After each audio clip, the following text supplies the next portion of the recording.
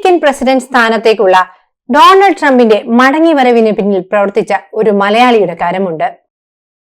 ട്രംപിന്റെ പ്രചരണ സംഘത്തിലെ മലയാളിയായ കുമ്പനാട്ടുകാരൻ സ്റ്റാൻലി ജോർജ്.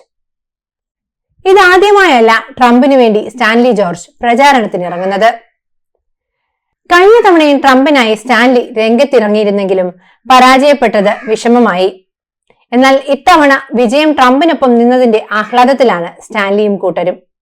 റിപ്പബ്ലിക്കൻ പാർട്ടിയുടെ ദേശീയ ഉപദേശക സമിതി അംഗമാണ് സ്റ്റാൻലി ജോർജ്.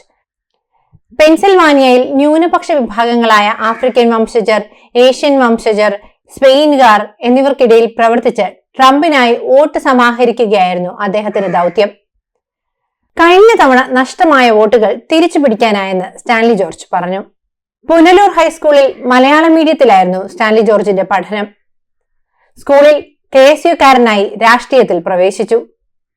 അദ്ദേഹത്തിന്റെ പിതാവ് കുമ്പനാട് വാക്കേപ്പടിക്കൽ VC ജോർജും രാഷ്ട്രീയ പ്രവർത്തകനായിരുന്നു. പഴയ സ്റ്റേറ്റ് കോൺഗ്രസ് പ്രസിഡന്റ് TM വർഗീസിനൊപ്പമായിരുന്നു അദ്ദേഹത്തിന്റെ പ്രവർത്തനം. പിന്നീട് രാഷ്ട്രീയ പ്രവർത്തനം ഉപേക്ഷിച്ച് ഇന്ത്യൻ പെന്തക്കോസ്ത് സഭയുടെ പാസ്റ്ററായി മാറി. പിതാവിന്റെ ഒപ്പം പുനലൂർ, റാന്നി, തിരുവല്ല എന്നിവിടങ്ങളിലായിരുന്നു സ്റ്റാൻലി ജോർജിന്റെ വിദ്യാഭ്യാസം.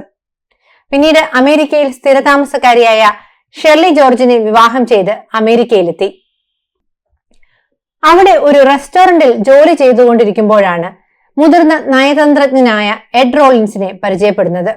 പ്രസിഡന്റ് റേഗന്റെ പ്രചരണ സമിതി ചെയർമാനായിരുന്ന എഡ് റോളിൻസുമായുള്ള സൗഹൃദം പഴയ KSUക്കാരനെ അമേരിക്കൻ രാഷ്ട്രീയത്തിൽ ഇറക്കി. ചില ക്യാമ്പയിനുകളിലും റോളിൻസിനൊപ്പം സ്റ്റാൻലി പങ്കാളിയായി. നമ്മുടെ നാട്ടിലെ പോലെ വീടുകൾ തോറും കയറി ഇറങ്ങിയുള്ള പ്രചരണമൊന്നും അമേരിക്കയിലില്ല. ഉച്ചഭാഷിണിയില്ല. പോസ്റ്ററുകളും ബാനറുകളും പോലും നിർദ്ദിഷ്ട സ്ഥലങ്ങളിൽ മാത്രമേ ഒട്ടിക്കാവൂ. മറ്റെവിടെയെങ്കിലും പോസ്റ്ററുകളോ ബാനറുകളോ പ്രത്യക്ഷപ്പെട്ടാൽ പിഴ ഈടാക്കുകയും ചെയ്യും. അങ്ങനെ വളരെ അച്ചടക്കത്തോടെയുള്ള പ്രചരണമാണ് അമേരിക്കയിലേതെന്നാണ് സ്റ്റാൻലി ജോർജ് പറയുന്നത്. കോവിഡ് കാലത്തിനു ശേഷം സ്റ്റാൻലി ജോർജിനെ അന്വേഷിച്ച് എഡ് റോളിൻസിന്റെ വിളിയെത്തി. എന്ത് ചെയ്യുകയാണ് എന്ന ചോദ്യത്തിന് വെറുതെ ഇരിക്കുകയാണെന്നായിരുന്നു സ്റ്റാൻലി ജോർജിന്റെ മറുപടി. താനിപ്പോൾ ട്രംപിന്റെ പ്രചരണത്തിലാണെന്നും ഒപ്പം കൂടിക്കോളാനും എഡ് റോളിൻസ് പറഞ്ഞു.